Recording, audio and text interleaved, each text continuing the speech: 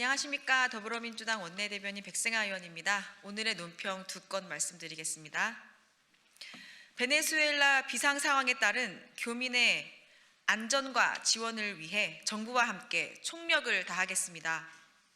이재명 대통령은 베네수엘라 비상 상황과 관련해 교민 보호를 철저히 하고 철수 계획을 치밀하게 준비해 필요시 신속히 집행할 것을 긴급 지시했습니다. 이에 따라 정부는 현지 및 주변국 동향 등에 관해 실시간으로 점검하며 재외 국민보호 대책반을 가동하고 필요시 긴급 대피 및 철수 계획을 치밀하게 준비하고 있습니다. 다행히 현재까지 교민 피해는 없는 것으로 확인되고 있으나 상황 악화 가능성을 배제할 수 없기에 정부는 만전을 기하고 있습니다. 국가는 무엇보다 국민의 생명과 안전을 지키기 위해 존재합니다. 정부가 국제사회의 공조를 통해 비상 대응 체계를 강화하고 교민 보호와 지원 대책을 더욱 촘촘히 마련하고 있는 것은 매우 시의 적절한 조치라 평가합니다. 앞으로도 교민의 안전 확보는 물론 필요시 신속한 철수를 위한 체계를 지속적으로 강화해 나가야 할 것입니다. 더불어민주당은 어떠한 국제 정세의 변화 속에서도 우리 국민의 생명과 안전을 지키는 데 정부와 함께 총력을 다하겠습니다. 아울러 국제사회에도 우리 국민 보호를 위한 적극적인 협력과 공조를 당부드립니다. 두 번째 논평입니다. 국익과 국민을 최우선에 둔 이재명 정부의 실용 외교와 한중 정상회담을 든든히 뒷받침하겠습니다. 이재명 대통령이 시진핑 중국 국가주석의 초청으로 중국을 국빈 방문합니다. 청와대는 이번 한중 정상회담을 통해 한중 전략적 협력 동반자 관계의 전면적 복원, 흐름을 공고히 하고 민생 중심의 실직 협력 강화, 한반도 평화를 위한 전략적 소통 확대, 서해 문제 및 문화교류 등 현안의 안정적 관리에 대한 성과를 기대한다고 밝혔습니다. 이번 대통령의 중국 국빈 방문은 2019년 이후 6년 만이자 이재명 대통령 취임 이후 첫 중국 방문이라는 점에서 각별한 의미를 지닙니다. 지난해 성공적으로 개최된 에이펙 정상회의의 성과를 토대로 양국 간 협력을 구체적인 성과로 이어가는 중요한 계기가 될 것입니다. 더 나아가 한중 관계를 안정적이고 미래지향적으로 발전시키는 전환점이 되기를 기대합니다. 중국의 서해 불법 어선 조업과 불법 구조물 문제에 대해서는 단호히 대응해야 합니다. 다만 이를 이유로 중국과의 불필요한 충돌과 갈등을 조장하는 것은 대한민국의 국익에 결코 도움이 되지 않습니다. 하나의 중국 원칙에 대한 존중은 한중 수교 당시 이미 양국이 합의한 사항이며 감정적인 협중 정서와 과도한 선동은 중국에 체류 중인 우리 국민과 기업의 안전마저 위협할 수 있다는 점에서 매우 무책임한 태도입니다. 더불어민주당은 굳건한 한미 동맹을 토대로 국익과 국민을 최우선에 둔 이재명 정부의 실용 외교를 일관적으로 뒷받침하며 대한민국의 안보와 주권을 지켜나갈 것입니다. 이번 한중 정상회담이 상호 존중과 협력의 정신 속에서 실질적인 성과를 도출하고 대한민국 외교의 지평을 넓히는 계기가 되기를 기대합니다. 이상입니다.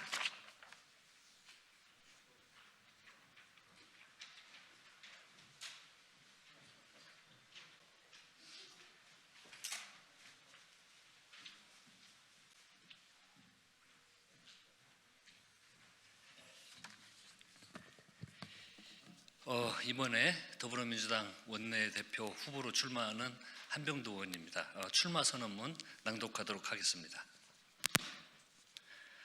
존경하는 국민 여러분, 사랑하는 당원 동지 여러분, 그리고 선배 동료 의원 여러분, 이재명 정부 출범 7개월 모든 역량을 결집해서 민생 입법과 내란 척결에 노력해야 할 중차대한 시기에 원내 지도부 공백이라는 비상 상황을 맞아 정말 큰 책임을 느낍니다.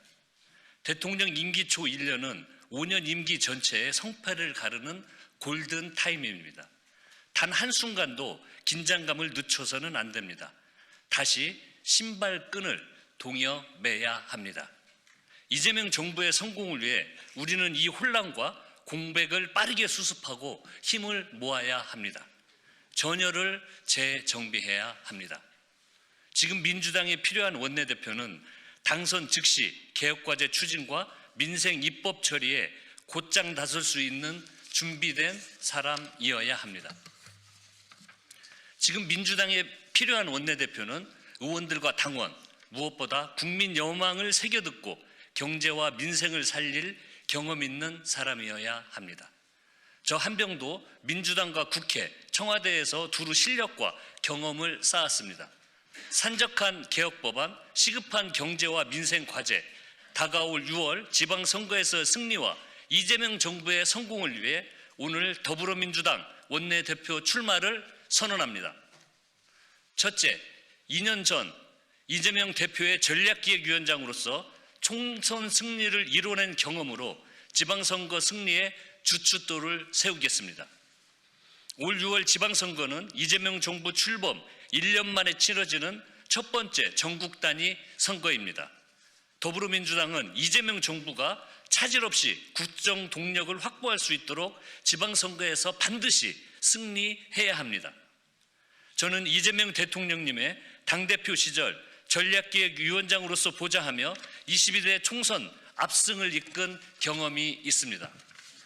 대통령님과 총선 승리를 설계한 검증된 실력으로 수도권과 호남, 충청, 강원, 제주 그리고 영남까지 민주당 깃발을 당당히 꽂겠습니다. 둘째, 국정운영 최일선에 참여한 경험을 바탕으로 한 단계 더 높고 끈끈한 당, 정, 청, 원팀 협력 체계를 만들겠습니다. 정권 출범 1년 차는 국정과제 밑그림을 그리는 것과 동시에 강력한 개혁 동력을 기반으로 국민을 위한 변화와 성과를 만들어낼 적기입니다. 가장 중요한 것은 긴밀한 소통과 단합입니다.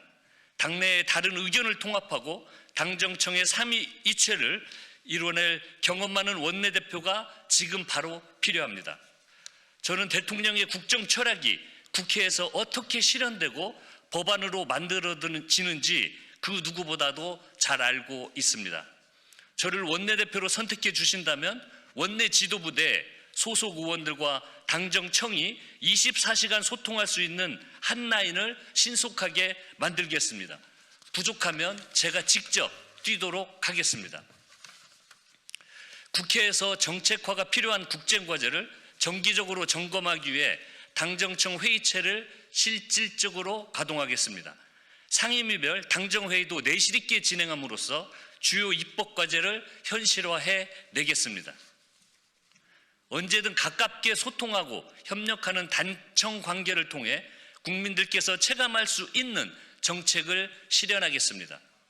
국민 여러분께 환영받는 민생, 개혁 성과를 만들겠습니다. 셋째, 원내 수석 부대표로 일하며 대야 관계를 총괄했던 경험을 기반으로 입법 성과를 속도감 있게 내겠습니다. 저는 21대 2기 원내 대표단의 원내 운영수석 부대표를 지내며 야당의 국정 발목 잡기와 정책 시도에도 굴하지 않고 여러 입법 과제를 처리한 경험이 있습니다. 개혁 입법만큼이나 민생 현안에도 강한 민주당이 되겠습니다. 예결위원장으로 지난 7월 추경을 신속하게 처리했고 반대로 2026년도 예산안은 여야 합의로 법정 기간 내에 처리해낸 유연함도 있습니다. 예결위에서도 야당의 토론 시간을 충분히 보장하면서도 비합리적인 정쟁과 시간 끌기에 대해서는 단호히 대응했습니다. 국정을 발목 잡는 반대를 위한 반대에는 끌려다니지 않고 당당히 맞서겠습니다. 특히 명분 없는 국정 방해 용도로 전락한 필리버스터 제도부터 손보겠습니다. 야당의 무책임한 목리에 민생과 국정 운영이 지체되지 않도록 국회법을 신속하게 개정하겠습니다. 국민의힘에도 명백하게 경고합니다. 국정 방해, 민생 입법 방해에는 그 어떠한 타협도 없습니다. 무책임한 정쟁을 일삼는다면 한병도 원내 지도부는 단 1초도 기다리지 않을 것입니다. 넷째, 2차 종합특검을 포함해 완전한 내란 청산을 위한 입법 과제를 모두 매듭짓겠습니다. 1년 전 저는 내란 국정조사 간사로서 윤석열 내란을 철저히 파헤치고 민주주의 회복의 기틀을 다진 경험이 있습니다. 내란의 진상을 직접 규명해 본 제가 내란의 완전한 청산을 위한 입법 과제 완성까지 직접 마무리해 내겠습니다. 2차 종합특검법을 통과시켜 내란 세력을 끝까지 단죄하겠습니다. 내란 사범 사면 금지를 위한 사면법 또한 신속하게 처리해서 대한민국에서 두 번 다시는 내란이 발생하지 않도록 하겠습니다. 존경하는 국민 여러분, 사랑하는 당원 동지 여러분, 그리고 선배 동료 의원 여러분, 이번 원내대표에게 허락된 시간은 짧지만 주어진 책임은 그 무엇보다 크고 무겁습니다. 원내 지도부 공백 상황을 빠르게 안정시켜 이재명 정부의 성공과 지방선거 승리를 이끌어야 합니다. 경험과 실력이 검증된 노련한 원내대표가 방향타를 잡아야 하는 이유입니다. 준비된 원내대표 저 한병도가 하겠습니다. 이재명 정부가 마음 놓고 일할 수 있도록 든든하게 국정 동력을 마련하겠습니다. 말보다는 행동으로 성과로 응답하겠습니다. 경험과 실력이 준비된 원내대표 한병도가 지방선거 승리와 이재명 정부 성공의 선봉장이 되도록 하겠습니다. 그 길에 함께해 주십시오. 감사합니다.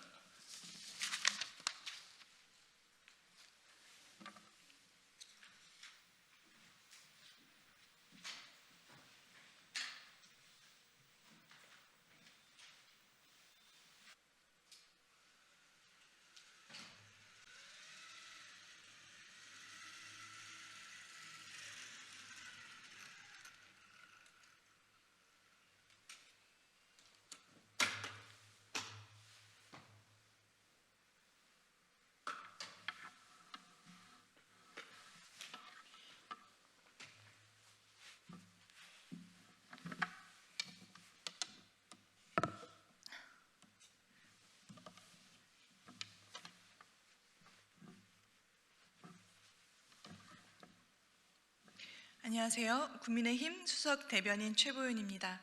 첫 번째 논평 시작하겠습니다. 이재명 대통령이 오늘부터 4일간 중국을 국빈 방문합니다. 9년 만에 중국 국빈 방문을 앞두고 국민이 기대하는 것은 말이나 형식이 아니라 분명한 실익과 원칙입니다.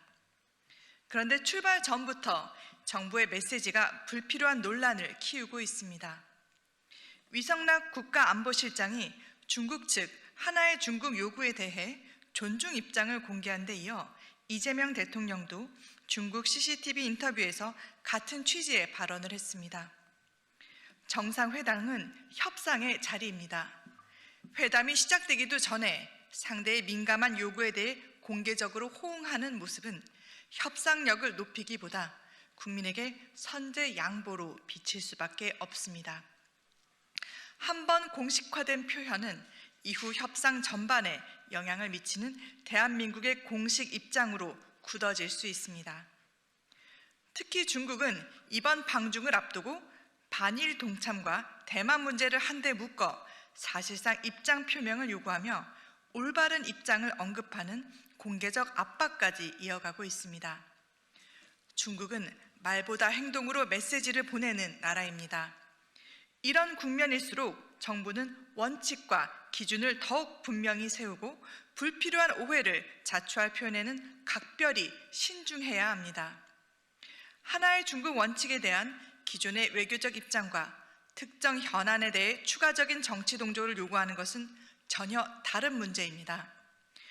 특히 최근 중국의 곡식 군사 문서에서 한반도 비핵화 표현이 사라진 점은 결코 가볍게 넘길 사안이 아닙니다. 비핵화 원칙에 대한 분명한 재확인 없이 이루어지는 대화는 실용이 아니라 위험이 될 수 있습니다. 이번 방중에서 정부가 내놓아야 할 것은 국민이 체감할 결과입니다. 한한령 문제에 대해서 가시적인 진전이 있어야 하고 핵심 광물과 공급망 협력 역시 상호주의 원칙 아래 구체적 성과로 이어져야 합니다. 서해 불법 구조물과 불법 조업 문제 또한 주권의 관점에서 분명한 답을 받아내야 합니다. 무엇보다 북핵 문제는 우회하거나 미룰 사안이 아닙니다. 중국이 제재 이행과 비핵화 견인에 어떤 역할을 할 것인지 명확한 약속을 끌어내는 것이 이번 방중의 성패를 가를 기준입니다. 과거 문재인 정부의 국빈 방문 당시 공항 영접격 논란, 혼밥 논란, 취재진 폭행 등 일련의 외교적 결례가 이어졌던 기억은 아직 생생합니다. 당시 현장을 지켜본 기업인들조차 국빈 방문 같지 않았다고 증언했습니다. 이는 원칙 없는 접근과 서둘러 진행된 외교가 어떤 결과를 낳는지 보여준 사례였습니다. 외교에서 저자세로 임하면 상대는 더 선을 넘고 우리는 더 양보하는 악순환이 반복될 수밖에 없습니다. 국민의힘은 이번 방중이 또다시 사진이나 말로 포장된 외교가 아니라 주권과 국익을 지키는 당당한 협상이었는지 끝까지 점검하겠습니다. 이번 국빈 방문의 성패는 상호주의와 당당함이 실제 협상에서 관철됐는지 오직 그 결과로만 판단될 것입니다. 다음 논평 이어가겠습니다. 북한이 동해상으로 미상의 탄도미사일을 발사하며 또다시 한반도 평화를 위협하는 무력 도발을 감행했습니다. 지난해 11월 이후 2달 만에 재개된 것으로 새해 첫 시작부터 국제사회의 경고를 무시한 망동이자 명백한 안보 위협입니다. 무엇보다 발사 시점이 이재명 대통령이 시진핑 중국 국가주석의 초청으로 국빈 방문길에 오르는 날 이루어졌다는 점에서 가벼이 넘길 사안이 아닙니다. 한중 양국이 동북아 평화와 경제 협력을 위해 머리를 맞대려는 중차대한 시기에 재를 뿌리는 것은 한중 관계의 동력을 약화시려는 치졸한 행태이자 명백한 정상 외교 방해 시도로 볼 수밖에 없습니다. 일각에서는 미국이 군사작전을 통해 베네수엘라의 독재자 마두로를 단죄한 것을 두고 공포와 반발심을 느낄 북한의 무리수라는 시각도 있습니다.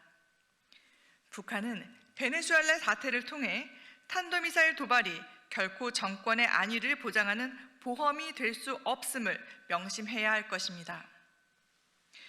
무력 도발이 거듭될수록 한미연합 방위 태세는 더욱 공고해질 것이며 국제사회의 제재와 압박의 고삐 또한 더욱 단단히 조여질 것입니다. 북한은 한반도 긴장을 고조시키는 일체의 행위를 즉각 중단하고 비핵화와 평화를 위한 대화의 장으로 복귀할 것을 촉구합니다. 국민의힘은 국민의 생명과 안전을 위협하는 그 어떤 도발에도 단호하고 엄중하게 대응해 나갈 것임을 천명합니다. 정부 역시 흔들림 없는 철통 안보를 유지하는 데 만전을 기해 주시기 바랍니다. 다음 논평 이어가겠습니다. 민주당의 공천 헌금 스캔들이 시간이 갈수록 개인의 일탈을 넘어 조직적 몸통과 윗선이 개입된 거대한 권력형 비리였음이 드러나고 있습니다. 단순히 꼬리 몇 개 자른다고 가려질 수준을 넘어섰습니다. 강선우 의원이 공천관리의 핵심인 김병기 의원에게 살려달라며 1억 수수 사실을 고백하고 읍소한 다음 날 김경시 의원이 단수 공천되는 상식 밖의 일이 벌어졌습니다. 이는 공간이 간사라는 막강한 지위를 이용한 김병기 의원의 묵인을 넘어 그 이상의 윗선에서 누군가 강력한 입김을 행사하지 않고는 불가능한 일입니다. 더욱 경악스러운 것은 김병기 전 원내대표의 수천만 원 수수 의혹이 담긴 탄원서가 당시 이재명 대표실에 전달됐음에도 해당 의혹에 대한 공식적인 조사나 조치가 이루어지지 않았고 결과적으로 김병기 전 원내대표 측으로 되돌아갔다는 점입니다.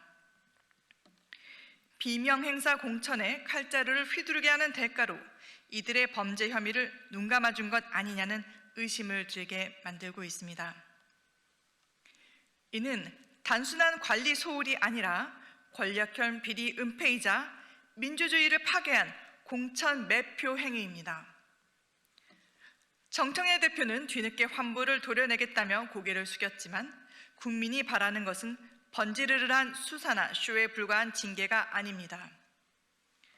이미 탈당한 의원을 제명하고 핵심 실세에 대해 신용뿐인 징계 절차를 밟는 것으로는 성남 민심을 잠재울 수 있다고 생각한다면 오산입니다. 민주당은 이재명 대통령과 김현지 실장이 탄원서를 보고받고도 왜 수사를 의뢰하지 않고 당사자에게 넘겼는지, 새우깡 쇼핑백에 담긴 돈 뭉치가 오가는 동안 지도부는 무엇을 하고 있었는지 국민 앞에 답해야 합니다. 시간이 흐를수록 몸통의 실체는 더욱 선명해질 것입니다. 시도 때도 없이 부르짖으며 전매 특허처럼 내세우던 특검은 이럴 때 도입하는 것입니다. 어물쩡한 사과와 눈 가리고 아웅식의 자체 조사로 면죄부를 얻으려 하지 말고 즉각 특검을 수용해 명명백백하게 진실을 밝혀내길 촉구합니다. 수사기관 또한 눈치 보기를 중단하고 엄정하고 신속한 수사로 이 거대한 민주주의 파괴 행위와 비리의 사슬을 한 점 의혹 없이 잘라내야 할 것입니다. 국민이 지켜보고 있다는 사실을 명심하기 바랍니다. 다음 논평 이어가겠습니다. 검찰이 서해공무원 피살 은폐 사건 1심 무죄 판결에 대해 피고인 5명 중 3명에 대해서는 항소를 포기하고 나머지 2명에 대해서도 주변적 혐의만을 대상으로 일부 항소하는 이른바 반쪽 항소를 선택했습니다. 형식은 항소지만 실질은 사건의 본질에 대한 사실상 항소 포기이며 검찰 스스로 사법 판단의 기회를 닫아버린 결정입니다. 이번 결정으로 박지원 전 국정원장, 서욱 전 국방부 장관, 노은채 전 국정원장 비서실장 등 사건 핵심 책임자로 지목되어 온 인사 3명의 무죄가 검찰 판단으로 확정됐습니다. 이는 법원이 아니라 검찰이 스스로 사건 본류에 대해 더 이상 다투지 않겠다고 선언한 것이며 진실 규명을 위한 최소한의 사법 절차마저 접은 셈입니다. 이 사건의 핵심은 분명합니다. 피살된 국민을 월북으로 단정하는 과정에서 국가 권력이 조직적으로 개입됐는지, 그 과정에서 불리한 정보와 자료가 삭제, 은폐됐는지 여부입니다. 그럼에도 1심 재판부는 증거 불충분을 이유로 무죄를 선고했습니다. 그렇다면 검찰은 항소를 통해 판단의 타당성과 증거 판단의 오류 가능성을 다시 다퉜어야 합니다.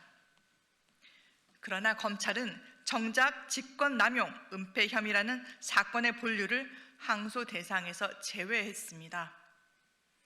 이는 사법 판단을 존중한 것이 아니라 사법적 책임 규명 자체를 포기한 선택입니다. 민주당은 항소를 혈세 낭비라 하고 무죄 확정은 정치 보복 수사의 자백이라 주장을 합니다. 항소 여부와 무관하게 정권의 책임이 남지 않도록 설계된 책임 회피를 구조한 셀프 면죄의 논리입니다. 1심 판결 직후 대통령과 국무총리가 항소에 대해 부정적인 취지의 발언을 공개적으로 한 점 역시 이번 결정이 정치적 맥락과 무관하지 않다는 점을 보여줍니다. 대장동에 이어 서해 피살 사건마저 사실상 항소를 포기한 지금, 이는 우연이 아니라 정권에 불리한 사건은 끝까지 다투지 않겠다는 반복된 선택입니다. 정권 임기 내내 자신들의 죄를 모두 지우려는 것입니다. 사법 판단을 지우는 셀프 면죄 정치는 반드시 기록으로 남을 것이며 이 정권은 결국 역사의 심판을 피할 수 없을 것입니다. 다음 논평 이어가겠습니다.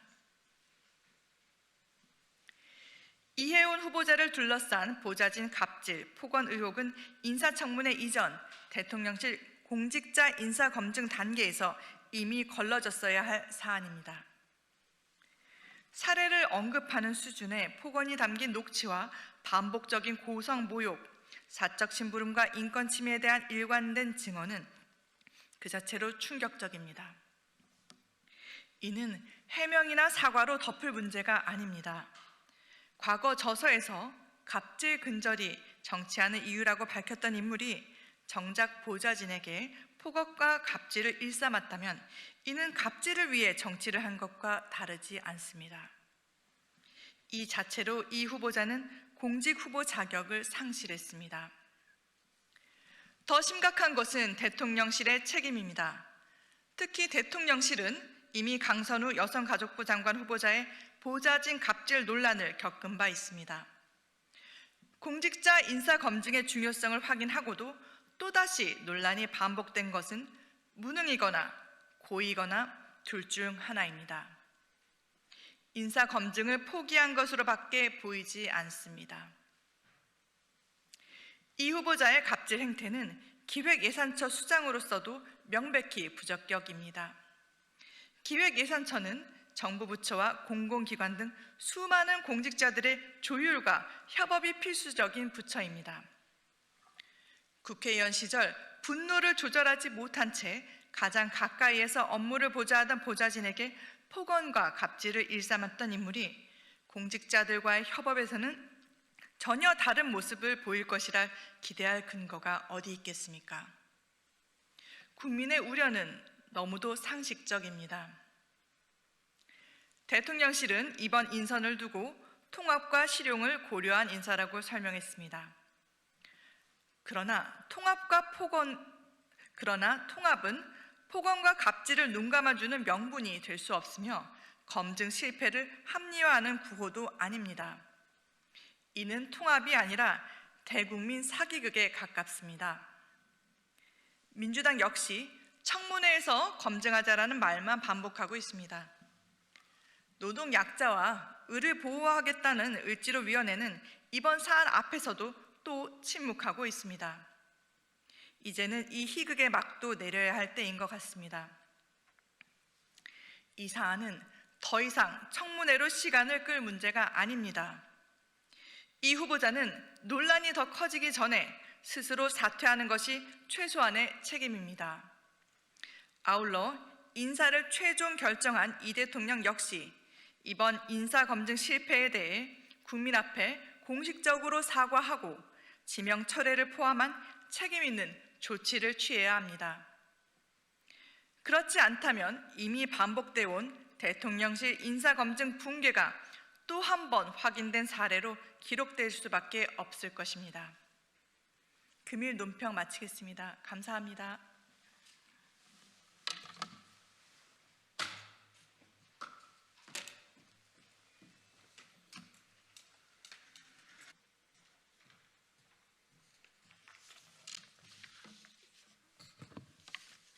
예, 말씀 주시면 진행하겠습니다. 예, 안녕하십니까. 국민의힘 조용술 대변인입니다. 오늘 베네수엘라 관련한 논평 먼저 낭독하겠습니다. 베네수엘라가 던지는 경고, 대한민국은 같은 길을 가서는 안 됩니다. 간밤에 발생한 미국의 베네수엘라 공습으로 마두로 대통령이 체포되며 현지 정세는 급격한 혼란 국면으로 접어들고 있습니다. 무엇보다 베네수엘라에 체류 중인 교민과 우리 국민의 안전 확보가 시급합니다. 이처럼 중대한 위기 속에서 이재명 정권은 베네수엘라 내 우리 국민 보호를 위해 지금까지 어떤 조치를 취했는지 묻지 않을 수 없습니다. 군사작전 종료 이후 상당한 시간이 흘렀음에도 동맹국인 미국과의 소통조차 원활히 이루어지지 않아 정부 차원의 공식 발표조차 내놓지 못하고 있는 상황입니다. 이는 외교 안보 무능을 여실히 드러내는 대목입니다. 교민 안전 문제는 단순한 상황 감망으로 해결될 사안이 아닙니다. 현지 혼란 가능성에 대비해 안전 인력 파견을 포함한 적극적이고 선제적인 조치가 뒤따라야 합니다. 자국민 보호에 소극적인 정부는 책임 있는 국가라 할 수 없습니다. 마두로 대통령은 2013년 집권 이후 군을 동원한 반정부 시위 탄압과 무리한 국유화 정책으로 베네수엘라 경제를 철저히 파탄에 이르게 했습니다. 그 결과 베네수엘라의 GDP는 집권 당시보다 약 80% 감소했고 과도한 포퓰리즘은 결국 6만 프로가 넘는 초인플레이션이라는 국가적 재앙으로 귀결됐습니다. 최근 대선에서도 마두로는 부정선거 논란 속에 집권하면서 국제사회의 고립을 자초했고 누적된 국민적 분노와 내부 붕괴는 결국 오늘의 사태로 이어졌습니다. 베네수엘라의 몰락은 결코 남의 나라의 이야기가 아닙니다. 과도한 돈풀기와 권력의 독주, 야권 탄압과 언론 압박이 일상화된다면 대한민국 역시 같은 길로 접어들 수 있습니다. 지금이라도 우리는 이 경고를 직시해야 합니다.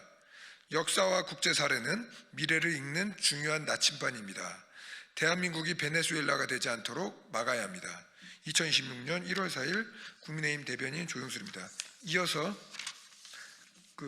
중국 무비자 입국 관련한 논평 낭독하도록 하겠습니다. 무비자 입국 확대의 그늘, 이재명 정권은 국민 안전을 외면하고 있습니다. 이재명 정권의 무비자 등 입국 정책 확대 이후 특히 중국을 중심으로 외국인 관광객 유입이 급증하고 있습니다.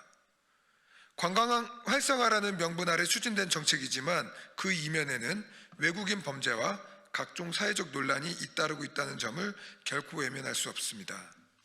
최근 제주에서는 무사증으로 입국한 중국인 관광객이 전통시장과 관광지에서 절도 범죄를 저지르다 구속되는 사건이 발생했습니다. 앞서 유골함 절도 후 해외로 도주한 사건, 카지노를 매개로 한 감금, 폭행 사건 등도 모두 무사증 제도를 악용한 사례였습니다. 범행 이후 곧바로 출국해 추적이 어려웠다는 점은 현 제도의 구조적 허점을 그대로 드러냅니다. 통계 역시 이를 뒷받침합니다. 최근 6년간 제주에서 검거된 외국인 피의자 중 약 67%가 중국 국적이었고 코로나19 이후 외국인 범죄는 다시 증가 추세에 있습니다. 무비자 등 입국 제도라는 화려한 퍼포먼스 뒤에서 불법 체류와 범죄 위험이 눈에 띄게 커지고 있는 것입니다. 무비자 입국 정책은 관광 활성화라는 단기적 효과는 있을지 모르지만 장기적으로는 불법 행위 증가와 사회적 혼란, 나아가 대한민국의 안전과 브랜드 가치 훼손으로 이어질 수 있습니다. 출입국 관리가 느슨해진 상황에서 누가 언제 어디서 어떤 범죄를 저질렀는지조차 제대로 파악하기 어려운 현실이 과연 정상입니까? 이재명 정권에 묻습니다. 무비자 입국 정책을 대폭 확대하면서 이에 상응하는 치안 출입국 관리 대책은 과연 준비되어 있습니까? 국민 안전을 담보하지 못하는 관광 정책은 결코 성공한 정책이 아닙니다. 지금이라도 정부는 무비자 입국 제도의 전면적인 점검과 함께 범죄 예방과 추적을 할 수 있는 실효적 안전 장치를 마련해야 합니다. 국민의 안전보다 우선되는 정책은 존재할 수 없습니다. 2026년 1월 4일 국민의힘 대변인 조영술입니다. 수고하셨습니다. 네, 새해 복 많이 받으세요.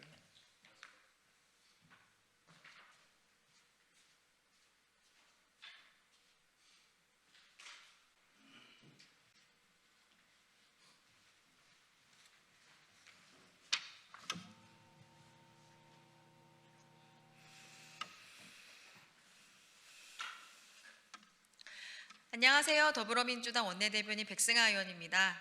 오늘의 논평 한 건 말씀드리겠습니다. 더불어민주당은 엄중한 위기를 인식하고 전화위복의 각오로 쇄신에 나서겠습니다.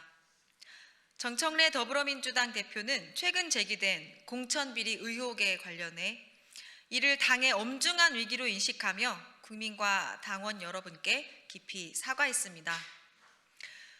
무관용의 원칙에 따라 단호히 조치할 것임을 분명히 하며 경찰의 신속하고 철저한 수사를 촉구하는 한편 당 차원의 적극적인 수사 협조를 약속하였습니다. 또한 이번 사태를 전화위복의 계기로 삼고 다가오는 6.3 지방선거에서 더 깨끗하고 더 공정한 공천으로 국민과 당원께 보답하겠다고 밝혔습니다. 더불어민주당은 단호하고 엄정한 대응으로 신뢰 회복의 출발선에 다시 서겠습니다. 국민과 당원께서 받으신 충격과 실망을 무겁게 받아들이며 뼈를 깎는 각오로 쇄신에 나서겠습니다. 왜 이런 일이 발생했는지 철저히 성찰하고 공천 시스템 전반을 근본부터 점검하겠습니다. 당헌, 당규에 따라 검은 돈이 공천을 좌지우지하거나 비리의 유혹이 발생하지 않도록 공천 전 과정에 대한 투명한 관리 감독을 강화하겠습니다.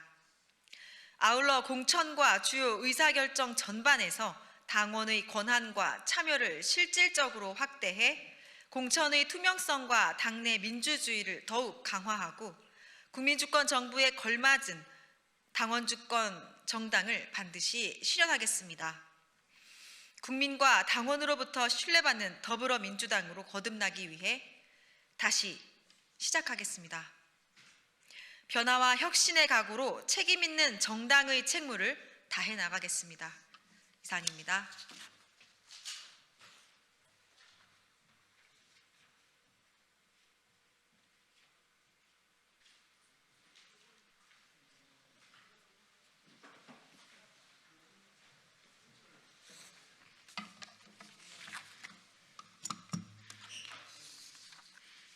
피켓이 더 없으십니까? 국회의원 서영교입니다.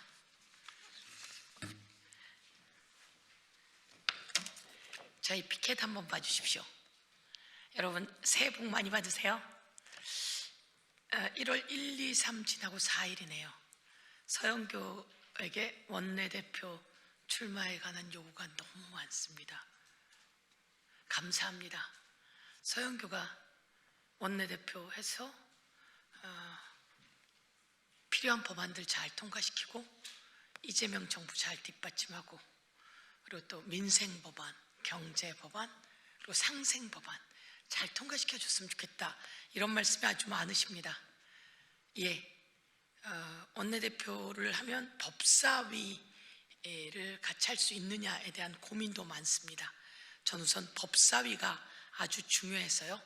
법사위를 계속하고 그리고 또 저는 서울시장 후보로 뛰겠다라고 말씀드린 지 한 달이 넘게 지나고 있기 때문에 제가 서울시장 후보를 매진하는 것이 맞다 이렇게 말씀드립니다. 우선 내일 법사위가 무슨 활동이 있는지 한번 말씀드리겠습니다.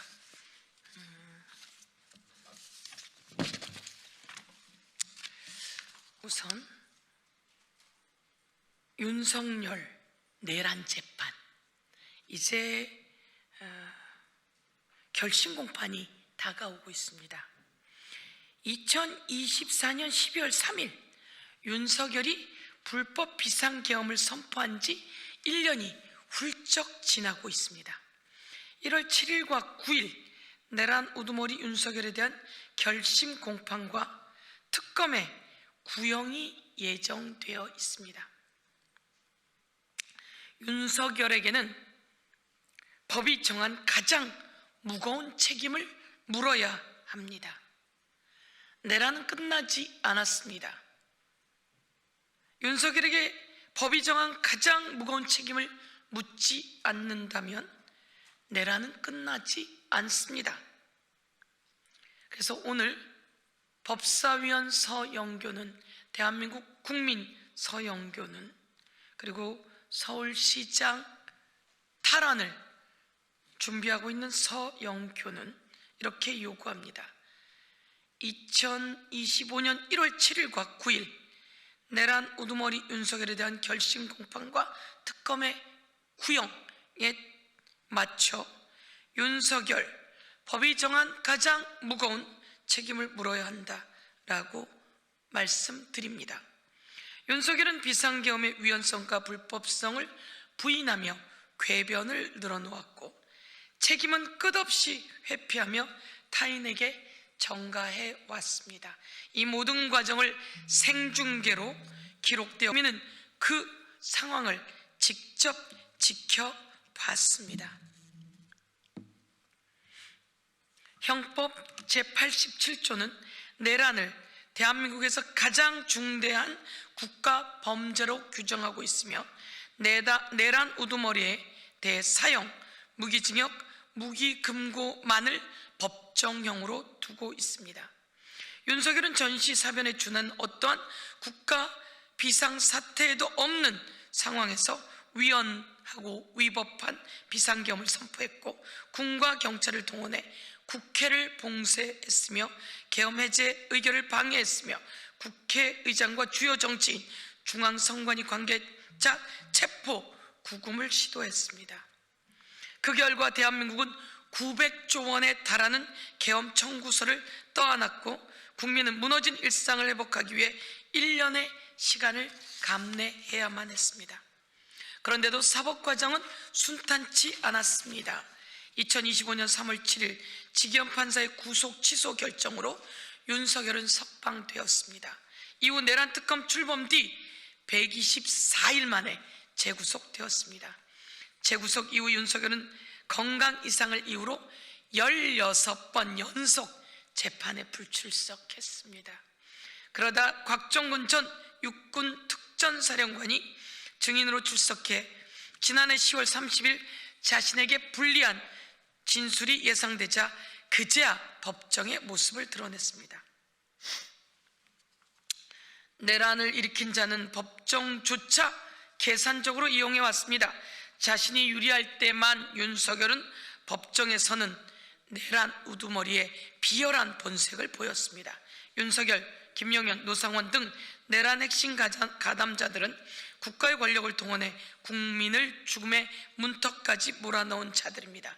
적용 가능한 모든 범죄를 빠짐없이 적용해 법이 허용하는 가장 무거운 형벌을 합산해 구형해야 합니다.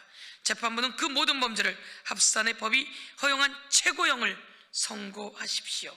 그래야 대한민국에서 내란이 더 이상 고개를 들지 않을 것입니다. 윤석열에게 법이 정한 가장 무거운 책임의 처벌을 구형하지 않는다면 그 내란은 끝난 것이 아닙니다. 다시는 군과 공권력이 국민을 향하지 못하도록 법이 정한 가장 무거운 책임을 반드시 물어야 할 것입니다. 전두환은 구형도 그리고 확정형도 법이 정한 가장 무거운 책임의 처벌을 구형하고 1심에서 확정했다는 말씀을 선례로 드립니다. 전두환은 구형 그리고 확정형도 가장 무거운 책임의 처벌로 구형하고 확정했다는 말씀을 드립니다.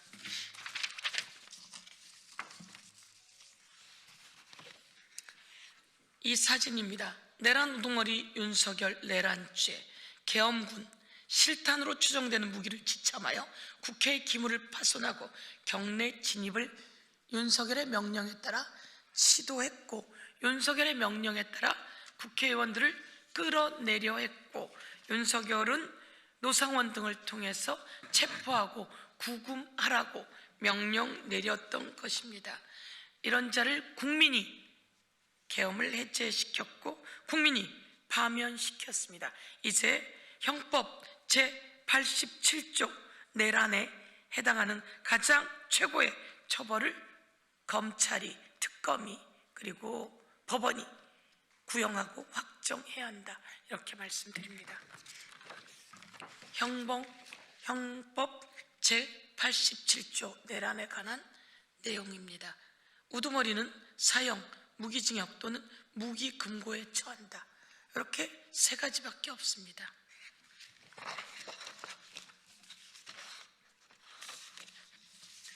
대통령께서 실용외교와 국익 우선의 길로 이재명 대통령이 방중하고 있습니다. 이재명 대통령의 방중을 적극 환영하며 응원합니다. 이재명 대통령의 이번 중국 국빈 방문은 지난 수년간 경색되었던 한중 관계를 정상화하고 대한민국 경제의 새로운 활로를 모색하는 실용 외교를 보여줄 것이라 판단하며 적극 응원하고 환영합니다. 대통령님, 잘 다녀오시길 국민과 함께 응원합니다. 이재명 대통령은 이번 방중을 통해 단순히 과거의 관계를 복원하는 것을 넘어 한 단계 업그레이드된 한중 전략적 동반자 관계의 서막을 가져올 것이라 기대하며 대통령님 네 분 그리고 정부 관계자 여러분 잘 다녀오시길 국민과 함께 기대하며 응원하겠습니다.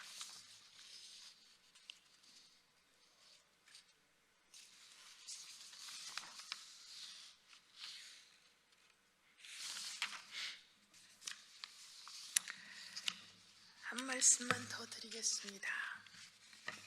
서영교는 서울 특별위원회 더불어민주당 서울시당의 서울 특별위원회 상임위원장입니다. 서울을 세계 5대 경제 도시 대한민국 대도약 엔진으로 만들어내겠습니다. 서울을 세계 5대 경제 도시로 만들어내겠습니다. 대한민국 대도약의 엔진으로 서울을 만들어내겠습니다. 전국이 골고루 잘 사는 5극 3특 성공을 위해 서울은 세계 자본과 인재를 끌어들이며 그 과실을 전국으로 확산시키는 대한민국 경제의 기관차가 될 것입니다. 서울을 대한민국 경제의 기관차로 만들어내겠습니다. 존경하는 국민 여러분 그리고 사랑하는 서울 시민 여러분, 더불어민주당 국회의원 서영교 서울시장 출마 예정자로 이재명 대통령의 대한민국 대전환의 약속 5극 3특 완성을 위해 노력하겠음을 말씀드립니다. 이재명 대통령은 신년사를 통해 5극 3특 대전환을 통해 대한민국의 대도약을 약속하셨습니다. 저 서영교는 서울을 뉴욕과 런던, 파리 등과 경쟁하는 글로벌 경제 수도로 도약시키겠다고 했던 이재명 대통령의 대선 공약을 이재명 정부와 함께 완성해 보겠습니다. 서울을 세계 5대 경제 도시로 도약시켜 뉴욕, 런던, 파리 등과 경쟁하는 글로벌 경제 수도로 도약시키겠다고 하는 이재명 대통령의 대선 공약을 서울 시장 출마 예정자로 꼭 이뤄내겠습니다. 다가올 주가 5천 시대 서울을 아시아 최고의 금융허브로 육성하겠습니다. 윤석열 정부에서 기억하십니까? 2000선에 머물렀던 코스피 이제 4,300을 넘으면서 장을 마감했습니다.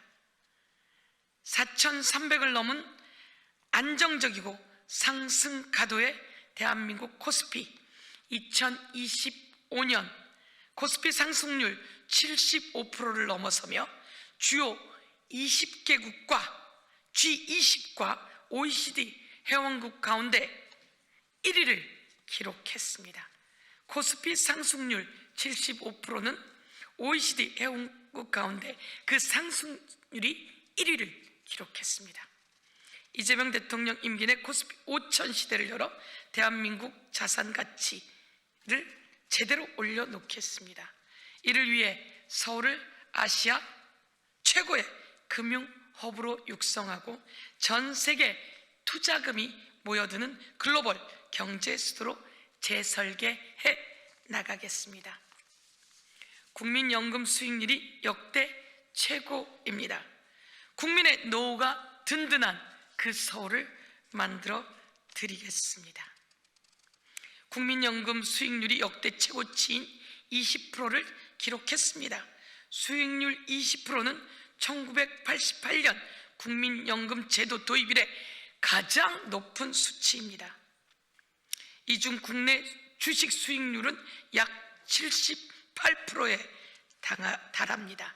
이재명 정부의 밸류업 정책과 신성장 산업 지원에 힘입어 국민연금은 국내 주식 투자에서 유례없는 성과를 거두었습니다. 수익률이 단 1%만 상승해도 기금 고갈 시점을 5년 이상 늦출 수 있습니다. 현재의 기록 수익률은 현재 연금 개혁의 기반을 튼튼하게 다지고 있으며 국민 여러분의 노후 불안을 실질적으로 해결하고 있습니다. 서울 경제 수도, 성장의 과실을 전국으로 확산하는 심장으로 만들어내겠습니다. 여의도를 금융특구로 지정하고 성장의 결실을 시민들에게 나누도록 하겠습니다. 이재명 대통령의 대한민국 대도약, 저 서영교가 함께 하겠습니다. 이재명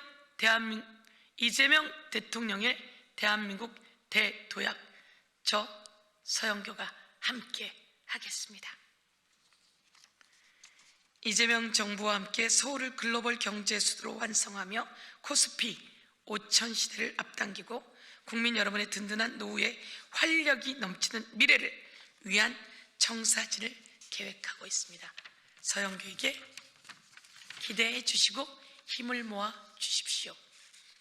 코스피 5천 시대가 눈앞에 왔습니다. 주가 조작을 막아내겠습니다. 주가 조작을 하면 패가 망신하게 하겠습니다. 서영교가 법안을 대표 발의했습니다. 범죄 수익 은닉 몰수에 관한 법률, 그 범죄 수익에 원금을 포함시켰습니다. 주가 조작의 수익만이 아니라 원금도 몰수시켜내겠습니다. 그러면 주가 조작이 멈출 수 있을 것입니다. 주가 조작이 멈추면 주가가 오르게 될 것이고 경제가 좋아지게 될 것이고, 주가가 오른다며 사기치는 인간들에게 그 투자받았던 원금도 모두 몰수해 버리기 때문에 5가지 좋은 일들을 만들어낼 수 있습니다. 1. 서영교가 만든 범죄 수익 은닉 몰수에 관한 법률 개정안 대표 발의했고, 범죄 수익에 수익만이 아니라 주가 조작에 원금을 집어넣습니다. 주가 조작하면 패가 망신시켜내겠습니다. 이재명 대통령이 공약하고 기념사에서 말씀하신 내용입니다. 범죄 원금을 몰수하고 주가 조작을 처벌하고, 그리고 투자를 유도하며 주가 조작으로 사기치는 자들에게 그 모든 원금까지 몰수하기 때문에 사기가 근절될 것이다, 이렇게 말씀드리면서 코스피 5천 시대 도약하는 서울 서영교가 입법과 예산과 또 활동으로 만들어내겠습니다. 감사합니다.